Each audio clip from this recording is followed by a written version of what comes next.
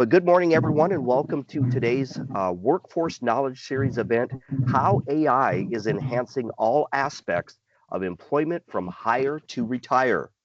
This session introduces employers to practical, easy to implement AI tools that can streamline operations, support staff, and strengthen business performance.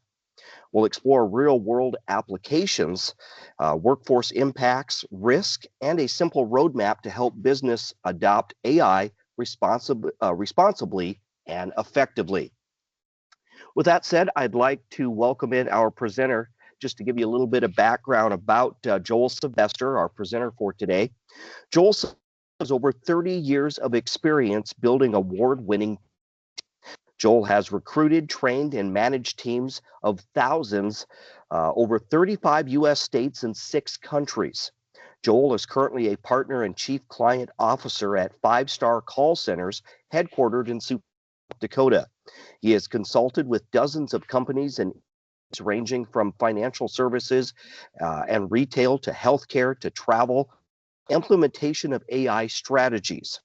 Joel has been governed to the South Dakota Workforce Development Council. He serves as an industry leader for key capital markets emerging technologies forum and has been Bloomberg's Tech Impact and is a member of the Work from Home Alliance.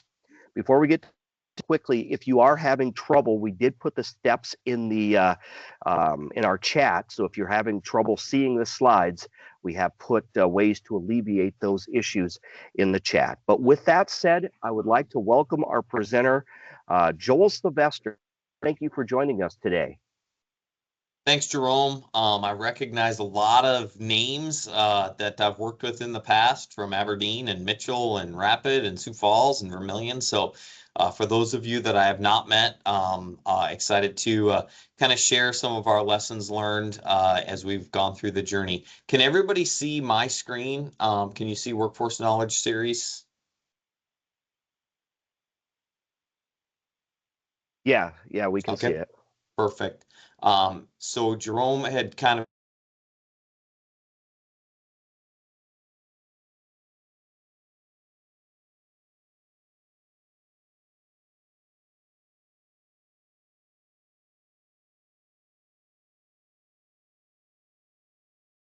Joel, you're currently on mute. Can you hear me now? Yes. Okay. Good. Okay. So I don't know when I lost you guys, but I've worked in a lot of different industries, do a lot of different things, and really in my world, we've been kind of on this automation AI journey for probably the last 20 years. Whether it was machine learning, whether it was unified databases, but really, 3 years ago when ChatGPT came on the scene, I think the hype cycle for AI was really raised and became elevated. But I will tell you, none of this is what I would consider new. It's just the ability for organizations to be able to absorb it and utilize it, and kind of I think the awareness that it's here to stay and something that needs to be utilized. So I'm going to cover a lot of information very quickly. Sometimes I do these as a day-long workshop. So I told Jerome earlier, you guys just will miss out on some of my bad jokes and analogies from that of it. So you guys are the lucky ones. But we will share this presentation afterwards, so you guys can spend a little bit more time looking at some of the numbers. I would also tell you guys, I try to update my LinkedIn page on a weekly basis. I'm doing actually a podcast tomorrow with Mike Harbour out of Arkansas on some of these types of items. I'm actually presenting at the GOED conference in February, and then I'm doing a Bloomberg. I'm going to be on Bloomberg TV in January next week in Florida, and all that stuff I put on my LinkedIn page. So if this is information that you like, you can certainly follow me there and probably find a few more things as you kind of go through your AI journey as far as that goes. So most of the things that I'm going to talk about are really related to CX within a contact center. However, We're also seeing groups doing this in manufacturing, in sales, in recruiting, in insurance, and things like that. So you might hear me use technologies like answer rate and speech analytics and team members and agents. But I would really tell you, whether it's your organization or you're working with a group or you're working with an individual, a lot of these are going to be very similar type concepts that can be innovated as far as that goes. To start with the definition, AI is a layer that combines machine learning, natural language processing, and generative AI to automate routine tasks, provide real-time assistance to employees, and deliver personalized, always-on support to customers. So that's my definition in the contact center. What I usually tell organizations and individuals to do is to try to put this into their own industry and see what that means to them. One of the ways I always like to start this is to talk about AI myths and kind of what I'm seeing in the industry and what my partners are seeing. Recruiting and hire. AI makes hiring impersonal and robotic. I actually 100% disagree with that, and I'm going to show a specific example of this. We've been using AI recruiting for about 3 years, and I actually think it's the opposite, because the AI can do a good job of weeding through applicants and making sure you're not wasting your recruiter's time or your applicant's time. And that by the time it does come time to have a conversation, it can actually be a more in-depth conversation, and it can get past some of the nuts and bolts of how long did you work at this organization, why did you leave, so on and so forth. Training and onboarding. AI training is cold and generic. In our surveys, we've actually found that team members overwhelmingly prefer utilizing some of the AI training and onboarding, and I'll show you guys a quick demo of some of the things that exist today. I think a couple of the reasons people like it is because it's less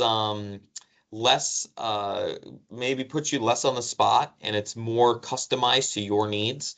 It gives you the ability to, you might be a more visual learner, you might be really good with numbers but not so great with people, you might be great with people but not so great with numbers, and it gives you a chance to kind of customize training from that. Coaching. AI is a big brother tool for finding mistakes. That was a big concern when we started rolling AI out in the call center. In my contact centers, really every conversation is constantly being analyzed for speech analytics and keywords. Really doesn't matter what the technology is, doesn't matter if you're on Genesis or Amazon Connect or any of the different platforms that are out there. And we've actually found that agents really like it because they can get real-time feedback. We actually have a dashboard in place to where team members can see real-time where they're sitting from an empathy and from a understanding standpoint, as well as where their customers are. And it's kind of a gamification. You spend all day trying to keep your customers on that happy scale. And believe it or not, the happier you are, the more joy there is in your voice, the more your customer is going to follow along in that journey. So it's kind of fun from them. And I've had team members report at the end of their shift, their kids say, "Mom, what percentage were you in green today?" Which green means that your voice, is empathetic and whatever. And usually the goal is between 90 and 95%. So it's kind of fun to be able to track some of those things. In fact, I've had multiple team members tell me they wish they could have this type of AI in their real life, so they knew how they were maybe interacting with their kids or their spouse or their coworkers the same way that they're interacting with customers. Agent productivity. AI will automate every agent's job away.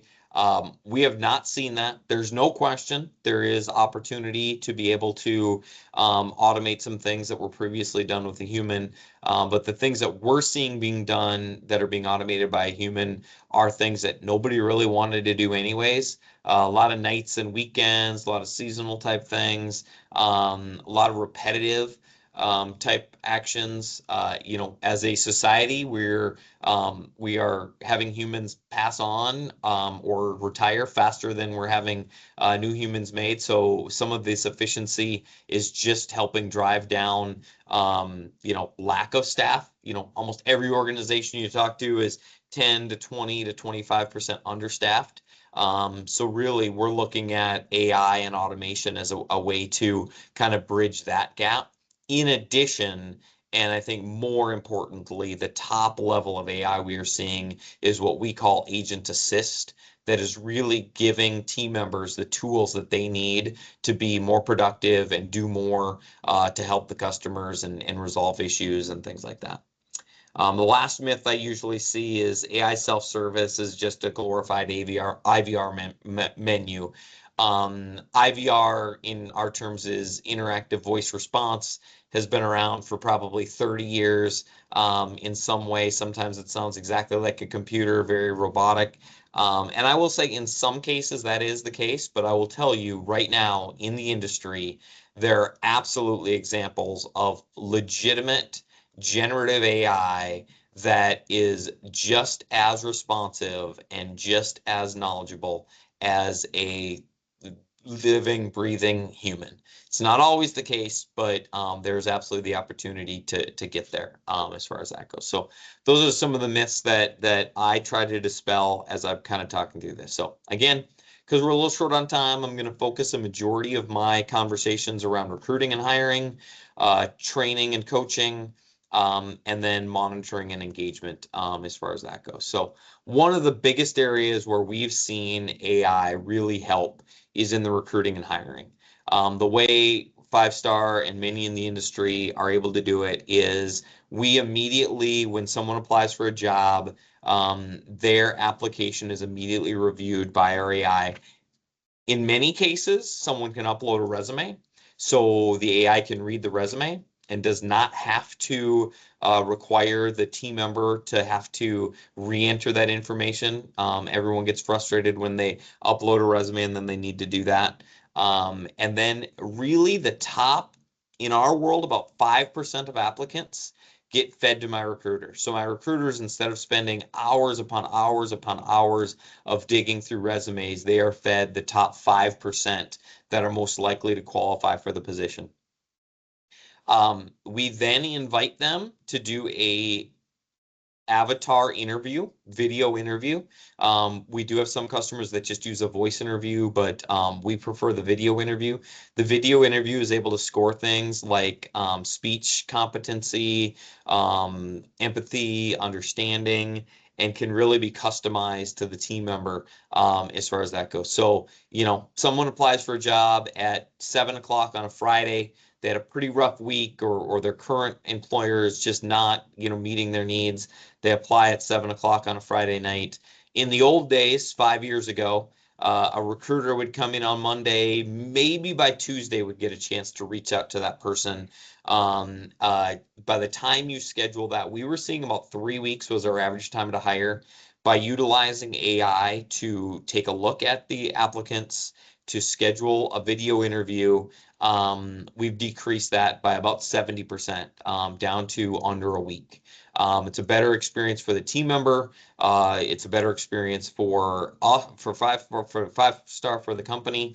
And I will tell you, any organization that is not really leaning into that, their competitors probably are, and it's going to be difficult to be able to have the same speed and applicant process, and that someone not using the technology is. A few of the softwares are out there, and there's literally hundreds of them, but a few that we use are JourneyFront, Jazz HR, Spark Hire, Lever, Hiring Branch, and Achilles AI. The benefits, we've seen an 80% reduction in interview time. We've seen a 33% increase in new hire performance, because during the interview process, they're being asked the right questions, they're being given the right information, and they're being evaluated every step of the way. We've seen a 14% decrease in attrition, and 90% of our hires making it to 90 days. So my organization, for example, is 2,000 people. 14% less attrition equates to over $1 million a year. So if you're a smaller organization, you'll probably see less results, but it's still real legitimate money. And not to mention the opportunity cost of not having to hire the wrong person, spend the resources training them, potentially have the reputation risk from that of it. I'm going to show you just a brief view of what our hiring model looked like. This is about a year old. The newer ones are a little bit less robotic, and we're actually doing some champion and challenger into this. But the video that I'm going to show you, the female interviewer is a 100% digital agent avatar. The person on the upper left-hand corner is a applicant applying for a technical job.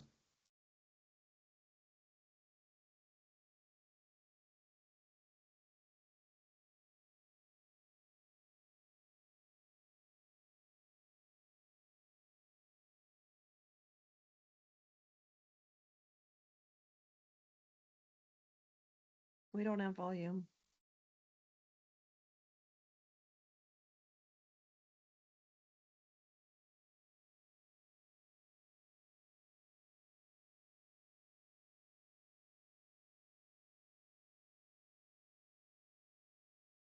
So were you guys not getting sound on the video? No sound. Okay. Yeah, no sound. I apologize. We'd have to do an install there, but like I said, Jerome will send out we'll send out these slides afterwards, and you guys can kind of listen to the demo. So it gives you a little bit of a homework assignment as far as that goes, but it does give you an opportunity to kind of see exactly how that works through. It is 100% customizable for whatever needs are needed. And in fact, the Department of Labor now has on their website a mock interview link set up. So it's a chance for you guys to go out there and kind of test what that one looks like. Kind of fun to play around with. Something that people you're working with or folks that you know might be an opportunity. So after this, we'll send out the link and you can have a chance to kind of walk through it. The next step, once we get people hired, is really looking at utilizing AI technologies to be able to onboard and train. A few of the technologies that we use are Zenerate, SimTrain, and Verbal Transactions. The advantage of this is it really does allow for customized adult learning strategies. In the old days, 5 years ago, everyone went through a week of training or 2 weeks of training. Everyone had the same amount of training on technical, had the same amount of training on the people side of it, had the same amount of training on the number side of it, where now you can really customize that based on the individuals. Some people might be super technical. So we do a lot in healthcare, right? We might bring a nurse in that doesn't need really any training whatsoever on the terminology and on the inner workings of the clinical piece of it. But maybe needs more training on the technology side because hasn't worked on a computer as much or different things like that. So you can really customize this. You can have modules every step of the way. Make sure that agents are passing the training. If a team member is going through training and it's a 2-week training and they happen to have a family emergency and they have to miss a day, they can easily make that up. Where previously that was either a situation where the person had to come back and do training at a different time, or they just had to do that on their own, or they had to miss that piece of training. In addition to that, there might be some people that are really have worked a lot in the industry before, have done it before. They might be ready to do the job and pass all the modules in 3 or 4 days. And in the old days, 5 years ago, you would make that person go through the same amount of training, 2 weeks, whatever the case might be. They would be bored. Maybe during their time, they wouldn't be doing the most productive things. Potentially, some things that they shouldn't be doing, during that time because they were bored. And vice versa, you might have someone who needs 3 weeks of training, and the 2 weeks is just not enough, and they end up quitting, or they end up not doing well in the job, or it ends up being a bad fit, where this can really customize that. By utilizing this, we've actually seen a total combined of 50% less training time. So again, if you think about 10 agents, 100 agents, 1,000 agents, 2,000 agents, if they are spending 50% less time in training, that is real dollars. It is real impact to customers and to organizations. We are seeing 45% decrease in errors, which again, about 60% of my business is healthcare. You don't want errors anywhere. You don't want an error when you're ordering a shirt or you're ordering a gift basket, but you sure don't want an error when you're talking about healthcare. So a 45% decrease in errors by utilizing some of the training that's available by AI is absolutely unbelievable. Again, I've been doing this a long time, for 25 years. And I go back and can't even imagine doing some of these things without it, and really am almost frustrated thinking about how many years you had agents going through too long a training and maybe not having the proficiency they needed. We have seen 10% fewer year over, we've seen a 25% reduction in turnover during training, and then 10% increase in year over year sales. So it's been a nice increase from that end of it. I think I'm gonna start this and see if you guys can hear it or not. SimTrain is what it is. Again, we'll send out the link. If you guys can't hear it, then we'll just we'll continue through the deck.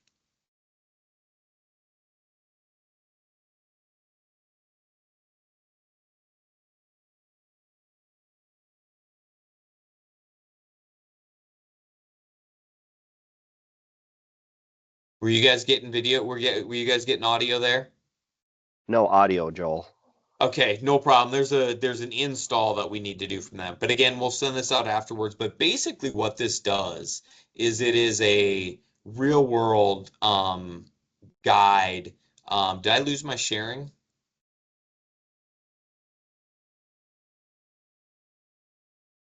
Can everybody still see the slides? No, we can't see your slides. Okay, let me reshare here. You see it now? AI coaching? Yes. Okay, Yes. good. So what SimTrain is it's basically training modules that allow for mock calls.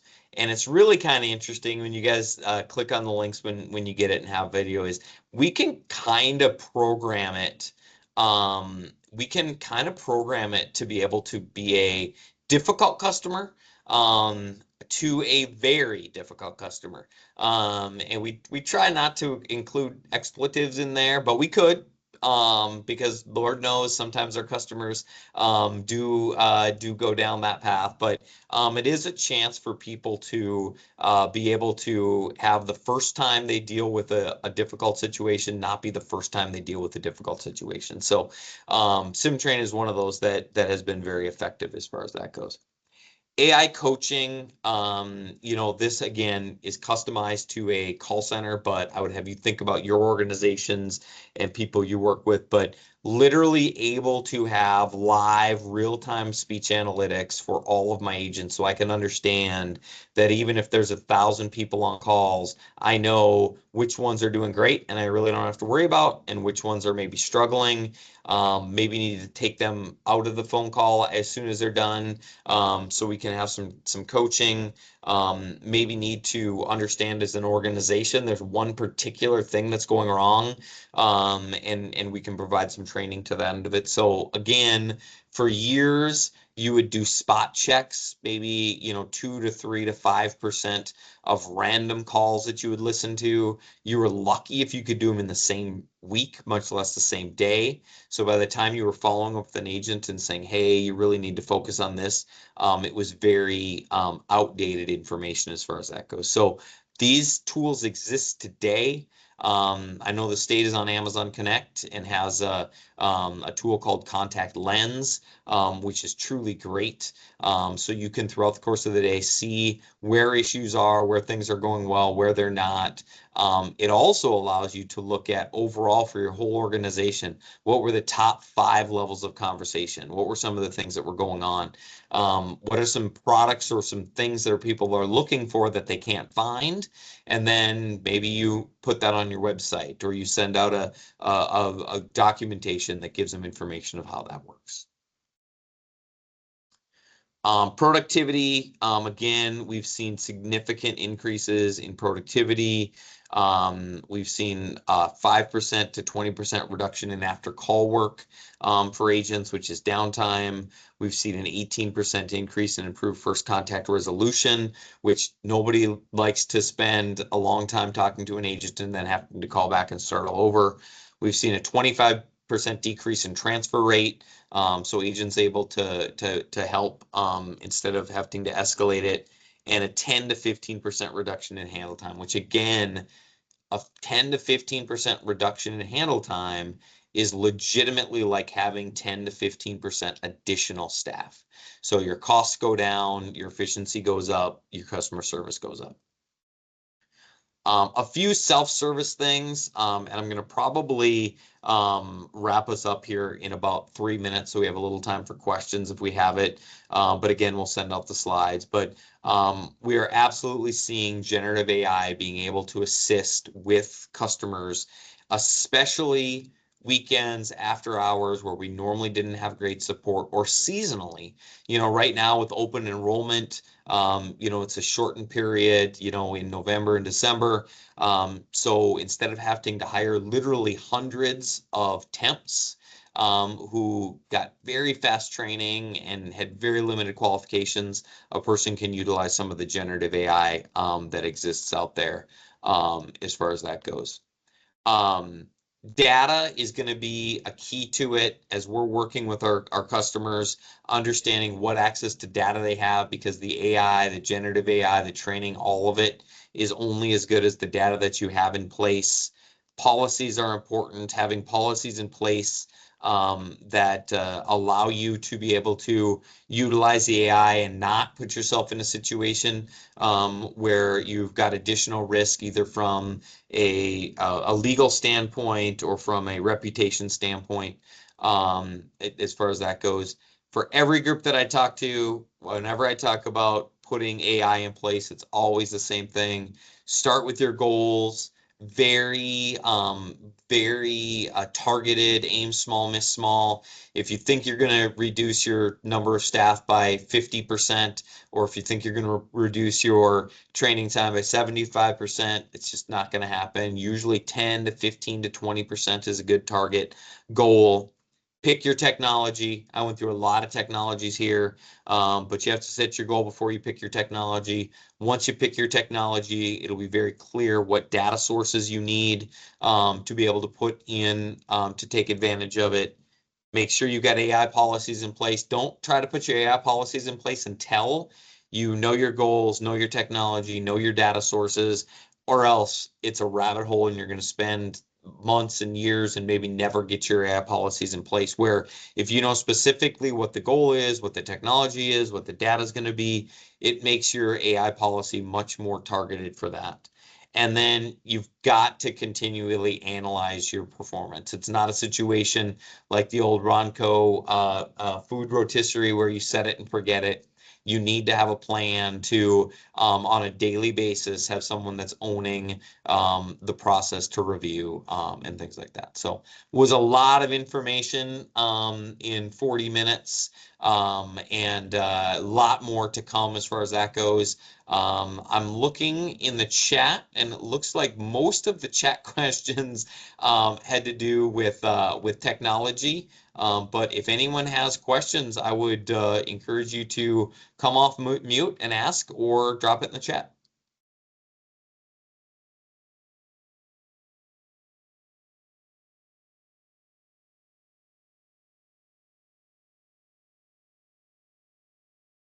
Okay. Here's my contact info. I've got my contact information. If I can help in any way, would love to. Again, I'm one of the owners here at 5 Star, so I get kind of a 10,000 view picture of this. But my recruiter, my HR director, Angie Nath, has forgotten more about recruiting and HR AI than I probably will know. My training manager, Terry Ulmer, has done a ton in the training AI space. And then my VPs that manage the people have done a whole host of things as far as that goes. So happy to help. Again, would encourage you to go to my LinkedIn about once a week. I drop a podcast in there, some helpful hints that might be worthwhile. Hey, Joel, we had there a few are questions. Yep, come in. Okay. One, what industries are you seeing get the most benefit from AI?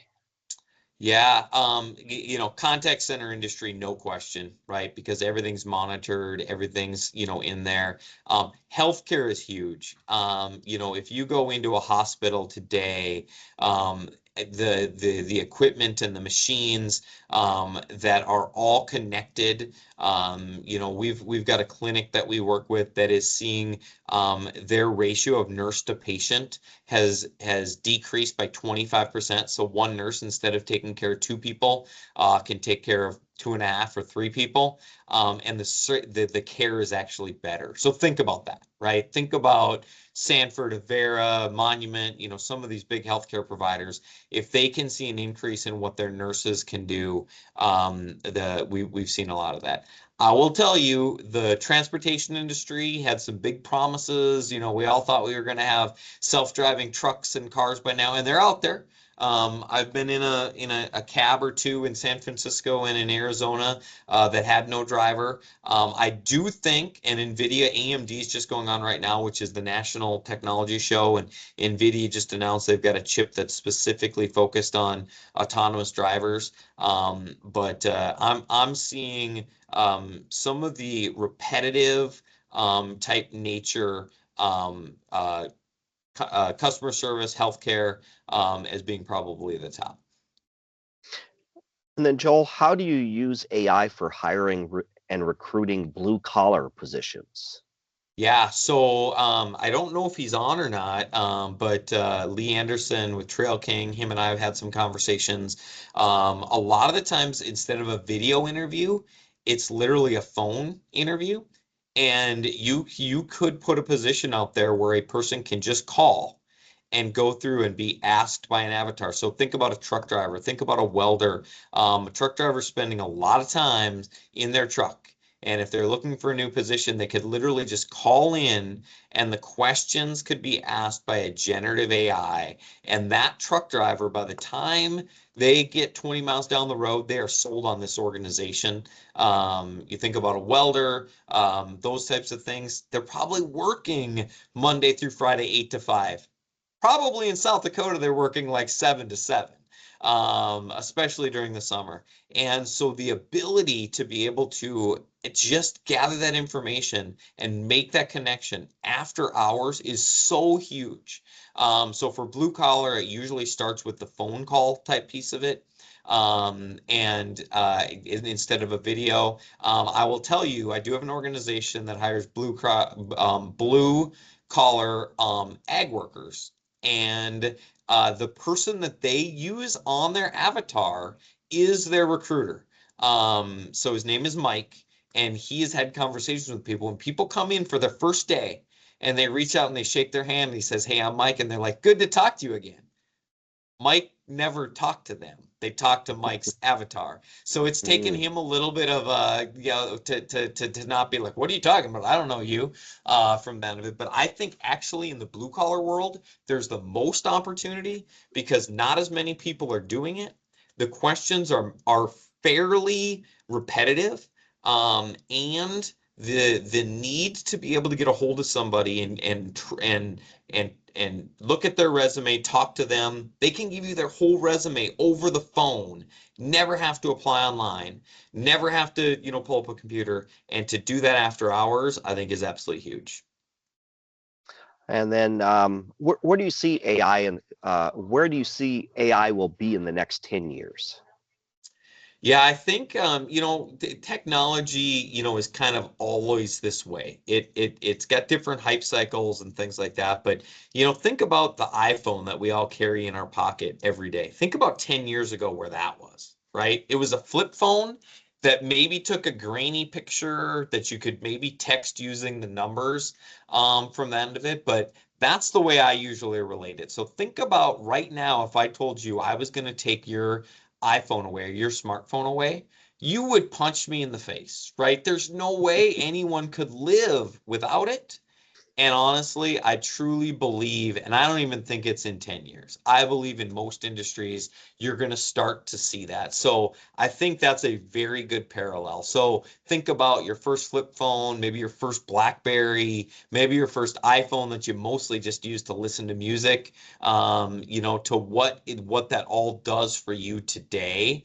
It's going to be, I believe, fairly similar that AI is going to be in every aspect of your life, like an iPhone is today. Okay. Joel, do we have time for one more question Yep, I'm then? good. Okay. During the interview process, what happens if the applicant has a speech disability or has poor eye contact, etc., due to the disability and therefore are scored lower? Yeah, so in fact, that's one of the most exciting pieces of this AI is it does give you the ability to customize some of these things, and it actually gives people more of an opportunity to be able to kind of put their best foot forward as far as that goes. We've seen, at 5 Star, we've got about 60 team members with disabilities today, and as they go through the interviewing process, they've been some of our team members that have been the most appreciative because they can do it in a video instead of having to have the transportation to come in. They can redo the video a couple of times. So maybe they weren't, super happy with the way the technology was set up and things like that. There are different things that we actually learn from our team members of resources that they're using to be able to expand, the font or be able to, have different readers in place and things like that. But in fact, the fact that they're able to do it at home on their own time frame and redo it, actually we've seen is a improvement not only from the interviewing and hiring process, and then when the manager is actually when the recruiter is actually looking at their application, has so much more time to truly deem the skills versus maybe some of the disabilities that are getting in the way of those skills or can have a tendency to keep those skills from shining through. And then the training piece of it that we talked about is even vastly superior because maybe it does take twice as long to train a team member that has certain visual impairments or certain hearing impairments, but they can get through the training. There's obviously resources available, state funds, federal funds to help out with some of that if the training takes longer. But that team member in the old days, realistically, would have had less of a chance of making it through training and being successful. And the AI can absolutely do that. The AI, maybe not so much around, but it can remove accents. So all of my agents in Guatemala, it removes their Latin accent. It can do real-time translation. It can do real-time dictation, which is huge. So for people with a hearing disability or hearing impairment, everything's dictated real time for them so they can read it. It can do real time audio. So if they're doing a chat, they have a visual impairment, that's all turned into audio for them. I will tell you, I would say that is progressing slower than I would like it to, but it is way, way better than it was a year ago, and way better than it was 2 years ago, and it'll be better in a year and another year. And quite honestly, if you look at the aging of our population, there are more people with visual impairment just because they're getting older, and there's more people with hearing impairments than there were a year ago, and there will be more. So that's an exciting thing that I think the technology is going to outpace some of the other abilities to be able to train and recruit. Okay. Joel, can we squeeze in one more question then? Sure. Yep. Okay. So it says one of the concerns that has been raised to us is that companies are using AI to screen resumes and applicants. And if the AI verbiage has been detected for the applicant, then they will sometimes be screened out. Is there a concern for agencies that assist clients with these services?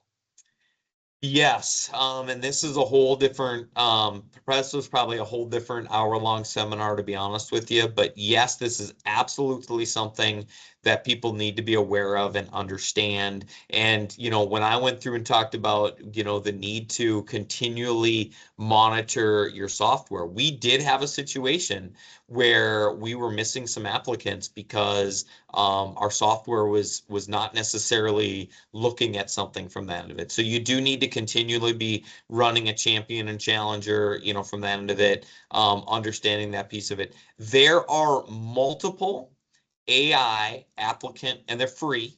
ChatGPT has a free one. Claude has a free one. I like Gemini's the best, Google's, where you can take your application and resume and put it in there and say that the prompt that I usually say is what parts of my resume would keep me from getting an interview, and it will literally highlight that. And then you can go in there and you can even then prompt and say, but yes, that is something that is evolving. And I am a little bit concerned that those that don't have the right verbiage in their resume are probably going to get overlooked. I think as a country right now, the advantage that we have is that we have a very low unemployment rate. So organizations are still probably being pretty aggressive with who they want to hire and who they want to talk to and things like that. My concern is if we don't get some of these wrinkles ironed out and some of these things figured out, and we have a little bit of a recession and unemployment ticks up, that this is going to be a little bit difficult from that end of it. It's one of the things I also, though, when I talk to people that say, oh, I'm afraid my job's going to be replaced by AI, I say, how long have you been doing this? 20 years. I've been a recruiter for 20 years. I'm like, oh my God. That's exactly what we need. We need a recruiter with 20 years of experience, because now you're going to be able to do 5 times the work with AI that you were able to do before. But I do need someone who's got the common sense and the understanding and the knowledge to be able to run that, because I'm more than willing to pay you, and probably pay you more, because you can be 5 times as productive with the technologies in place. But I need you to have that knowledge, because if you don't, I'm going to have a difficult time training you on that based on the resources that exist out there. Okay. And Joel, if anyone else has any other questions too, can they also reach out to you by email? Sure. Yep, absolutely. Feel free to email me. After these, I generally have quite a few of those. Once you get the link sent out, Jerome, to my slides, that usually tests some questions as well. Always happy to help having more in-depth conversations. Okay. Well, we appreciate it. And again, we appreciate everything that you talked about today, Joel. A lot of good questions too, a lot of good information. So we definitely appreciate your time today. Absolutely. Thanks, everybody. And again, we appreciate your feedback. So it always helps us improve and better serve your needs. So please take a few moments in our chat. We have our feedback form. If you can take a moment to fill out that feedback form, we would greatly appreciate that. Just to let you know, too, our next Workforce Knowledge Series, the next session will be the power of the employee experience, and that will be on Thursday, February 12th, 2026. And so we hope you can join us for that free Workforce Knowledge Series as well. And then also, we do have a youth apprenticeship, because we have our apprenticeship knowledge series, and that's actually next Thursday as well, is when that is. So we hope that you can join us to learn more about youth apprenticeships as well. So again, I think that's going to wrap it up. We appreciate everyone's time today and everybody's patience, getting everything worked out. And everyone attended. We greatly appreciate that. And we hope you take something away from today's session. And like I said, if you have future questions, please reach out to Joel as well, and he'd be happy to answer those for you. So, but with that said, again, we appreciate everybody attending today.